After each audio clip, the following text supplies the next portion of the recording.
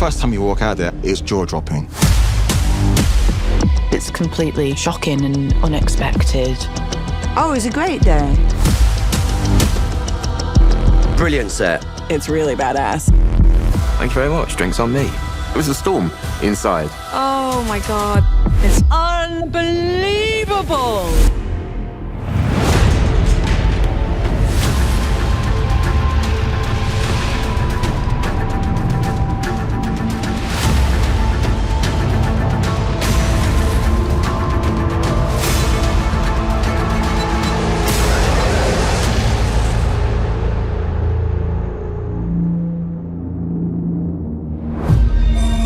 This is a very iconic moment in George's books. The Battle of Burning Mill, two houses that were pitted against each other. And it's the metaphor for the history of violence and how you get to a point where there is no forgiveness. And that's where we find ourselves this season.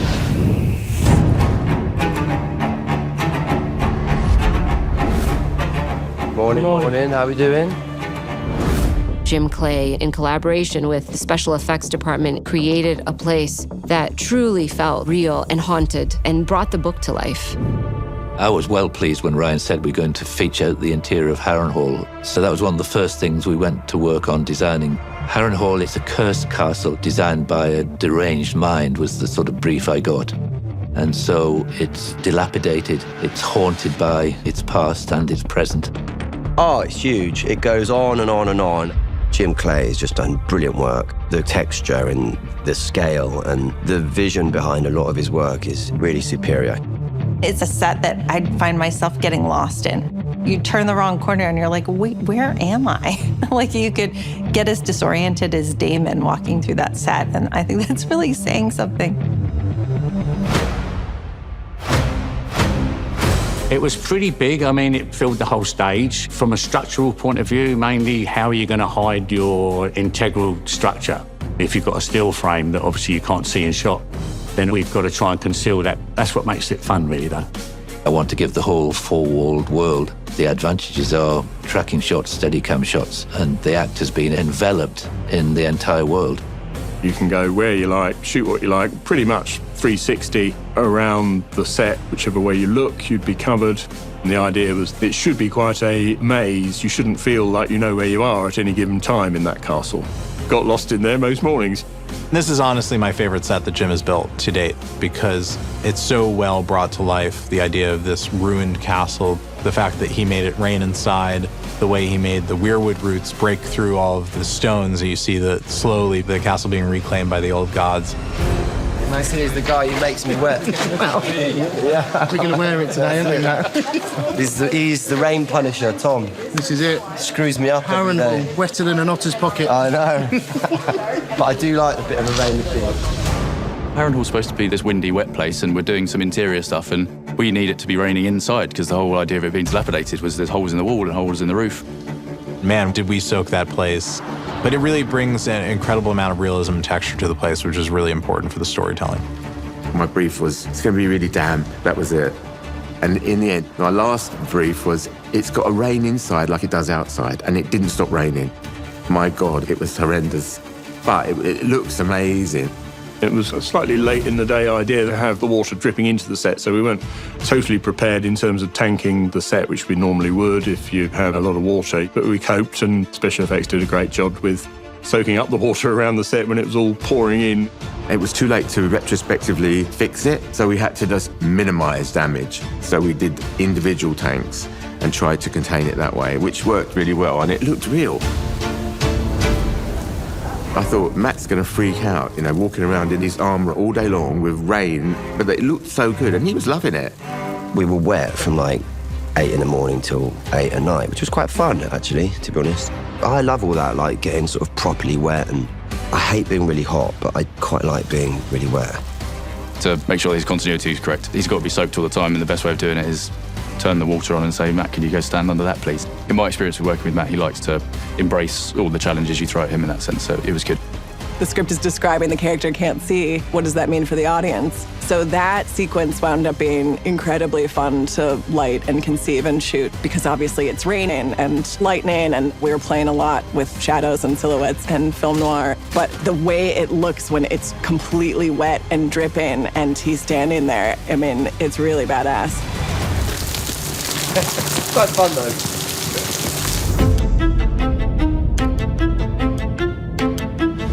The Brackens and the Blackwoods are the Hatfields and McCoys of this time period. We don't really know why they hate each other. They simply just hate each other, and they're always ready to fight each other. Okay. That guy is going to rip your face off. Okay? Great. Directing that opening moment of episode 203 where you find all the bodies dead after a battle took quite a bit of prep. Aaron Bracken is a human 1 minute and a prosthetic dummy the next, but you can't tell. First thing we did was scan his head. So we're going to just lie on the floor, and then we'll do a couple of options of that mouth open, eyes closed, eyes open maybe, head back, and then we'll run it past Geeta and she can tell us what she likes, and we'll process whichever version of that she likes. Amazing. Cool. And we're off. We've just literally finished printing his head, ready to be remolded and cleaned up. Shoulders in 2 halves on another printer.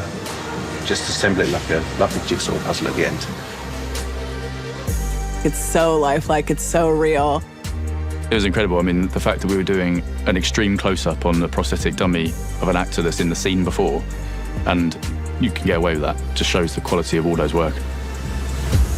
So you're alone on the body bag, by the way. Oh, great. Surprise! Geeta always imagined it as one simple, elegant shot where we're on Aaron Bracken's face and you just raise up and there's dead bodies as far as the eye can see. And on the morning when we shot it, it had rained a lot. And so it was incredibly misty and sort of spooky looking, and it wound up being the perfect weather for a scene like that. It's one of those ones where you don't really know what it's going to look like because we knew it was going to be in the water and he's kind of semi-submerged and the sword is going through his neck, which meant getting in the stream, having to dress it in. And luckily, we had some great props guys in waders helping us out. The Aaron Bracken sword is shot in extreme close-up and is actually one of the most important shots in the show for us because it's the closest we ever get to a sword. And there was a lot of discussion about how we get the sword to stand up. We ended up just driving it so far through his neck, it would just stand up in the ground, which is fantastic for us. Oh, that looks so good over there. That bare back of someone. That's great. In the visual effects, the rule of thumb is you do as much practical as you can. With Waldo, the bar is pretty high with him, so he does amazing stuff, and we can take it from there. There's quite a bit to do. There's obviously a windmill that's not there that we need to put in, setting fire to the mill and boundary stones. And then we get to that end shot, which is the aftermath of the battle, but we're expanding that enormously. So yeah, it's a fairly big shot for us. When the camera tilts up and we see the aftermath with that beautiful sword, just tells the story without actually showing any physical violence whatsoever. It was one of my favorite days of shooting because all departments came together so quickly that morning to create the tone of that epic moment in George's books. Oh, it's good.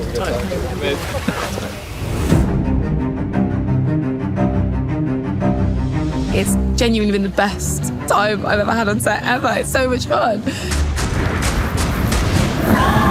Moondancer's a brand new dragon, so the description that I gave to the designers was simply David Bowie, and we ended up with this like tiger-striped green punk rocker with a mohawk, and I'm thrilled with the outcome of it. She is the coolest of them all. I am biased, but she's really, really slender. She's pale green. She's so fast.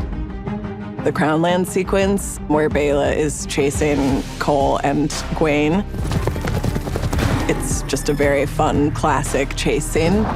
Everybody has to use their imagination in those moments, but ultimately it's down to the VFX team to make it real. So it's essential that they're right next to you and what you're shooting is going to work for them. This is what happens behind the scenes. I'm just going on a practice joy ride. Katie, the DP, and the guys in the buck and all the lighting technicians that work in there with the Manumatic rig and all that technology, they get together and work through everything to make sure they're getting what the VFX department need for the post-work. So the whole Dragon process was incredibly complicated. as they are characters acting within a scene, and we have to work out their performance before we get to the actual location. A lot of moving parts in terms of scale, size, speed. So really a lot of logistics about how this is going to come together from a practical point of view, and what can we actually shoot, and then what actually really needs to be happening in the shots at the end. So there's a lot of science involved in that, in terms of dragon speeds and distances, in terms of that chase. We have developed a system so through camera we can take the footage and we can apply it to a CG scene using Unreal Engine. And what that does is allow us to see the solved camera move on the buck recomposed onto the dragon in CG for a sort of slap comp, if you like, just so they can see in Video Village that the move is working correctly. It's hard work. Yeah. Dragon writing. Yeah. Because we shot the buck work of that sequence before we had shot the location work, the main challenge lighting-wise was we didn't know if the location was going to be sunny, if it would be cloudy, so we had to do one pass for sun and one pass for shade. It's fun filming on the buck. It's incredibly strategic because you have to understand the difference between fantasy and naturalism. So thinking about how much wind goes on someone's face when you're actually going at terminal velocity, how someone moves on an animal. All of these things are really important. I don't think there's much you can do in a profile shot. Unless you turn the camera and go, this is amazing. You get shown a mock-up of what you look like on the dragon, like a half-hybrid cartoon version of you doing the whole sequence. And then suddenly you're really like digging your heels in as though it's a horse. It's bonkers. It's great when you get an actor like Bethany who loves the experience and is putting their all into it, because so much of what you're doing is imaginary, so everybody has to be on the same page. Nothing can prepare you for what that first day on the book is going to be like. It's the most insane thing I've ever done in my career so far, and being so high up and being able to see how many people it takes to make this show, and you're just all on your own on that dragon, and I was like, wow, this is a really cool thing that we're doing.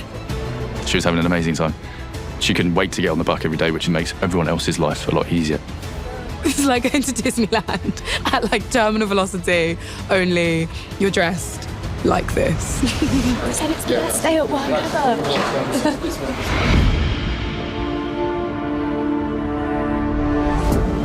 Is that my gold bits? Fancy gold bit. Well, you know. Aegon is obsessed with namesakes and symbols of legitimacy. He has his father's Valyrian dagger, which of course he doesn't realize the full significance of. He has Egon the Conqueror's crown, he has his name. And I think he's trying to legitimize himself now in the absence of Otto, saying, this is my reign now. And he wants to cut this image of this warrior conqueror king. So we see him having this ancient armor that's probably been pulled out of some dusty corner of the armory being fitted to him. What's it actually called? A gorget. Gorget. Like the gorget that you eat. That's way better. Gorget's way better. We hear a lot about Valyrian steel weapons. We don't hear a lot about Valyrian steel armor. But it felt like that was something that Egon the Conqueror would have had from his time in Old Valyria as like a House Targaryen family heirloom.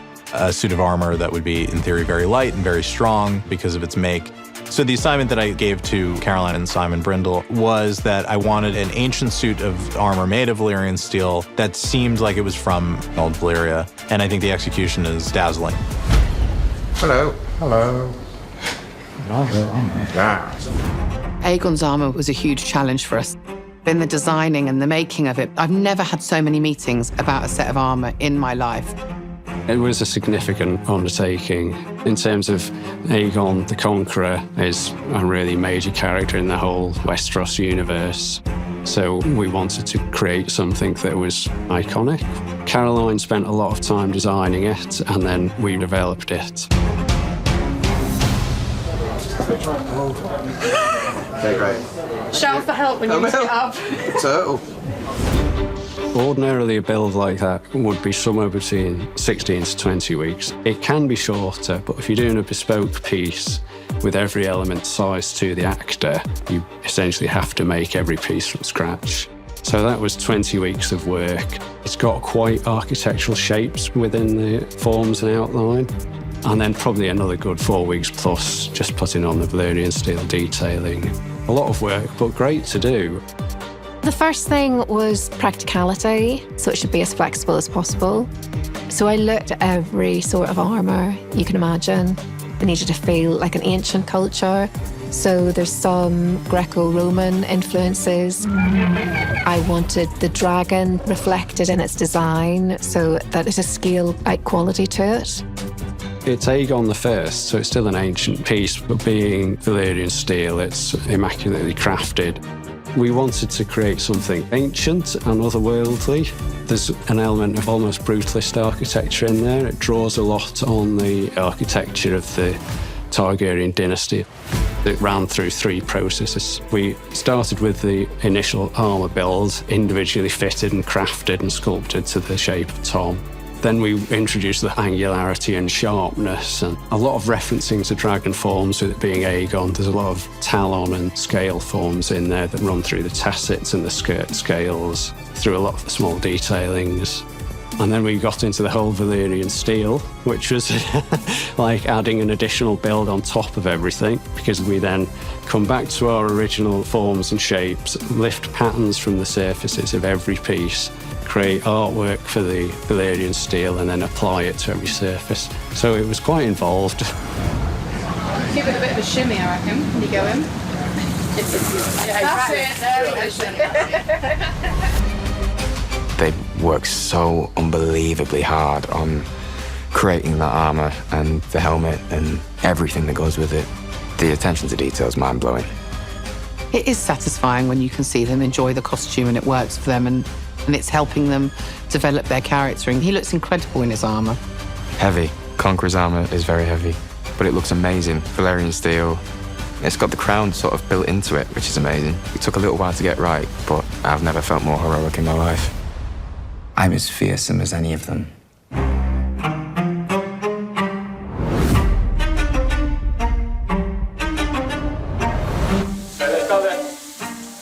Well done, guys. I don't know how you're managing it. So rainy and so wet. Driftmark Harbour is a dry dock. The sea snake boat has come back from war and is being repaired. The harbour itself is quite high. It's about 5 metres high, going down into the mud and the silt of the dock when the sea is out. And then obviously that has to be surrounded so you can shoot 360 degrees. From start to walking on the set was probably 16 or 18 weeks. Jim is the master of the grand scale, so it started off an already big project to take on. A lot of structure in that because we're built up to, I think, probably 5 metres high. A hell of a lot of plaster work involved in a set like that. And then the props came in with some lovely dressing to make it feel like you're in a boatyard, because this was a ship under repair, so it needed to have that feel of guys heavily working. It's the biggest set that I think Jim ever built. It's massive and expansive. I mean, all that stuff that you're seeing is in camera, including the ship. Really only the extensions out to sea and beyond into the next slips that are virtual. And it just blew me away the first time I walked on it. I've totally forgotten what I have to say because there's so much rain all over my you. face, yeah. We had spent months preparing for the scene, and then we found out that the day we were going to shoot it, it was going to be torrential rain. So we moved the scene, and we added rain machines. After 8 hours of SFX rain, you're going to get some leaks, and the water started pooling in the bottom of the set, and we had to keep digging it out. For being such a simple scene, it became actually quite complicated to shoot. The fake rain was like a monsoon. If you ask Geeta, how heavy do you want it? She goes, I want Bollywood 10. But at first, I'm like, I have no idea what you mean. But I did some research, and it's full-on, heavy, big. And I love her for that. And we did we not? That scene in the rain, that was just such a bonkers day. And at one point, I said, there is actual rain outside. Are you sure that we need this extra monsoon? And we were all in kind of like Noah's Ark, with the water rising. The minute you'd get out there, we'd pour in with rain, then they'd go, turn the machines on. I mean, you were literally soaked. And by the time that you got under the shelter to talk to her, you were drenched. And also, I was leaning up on a post, and there was like a torrent of water coming down. So every time I turned my head away from the camera, I was getting completely bathed. It was fun, but it wasn't. That feels a lot of rain. The scene that originally was very romantic ended up still romantic because now they were underneath this bridge in the rain. So I think it came full circle in the end.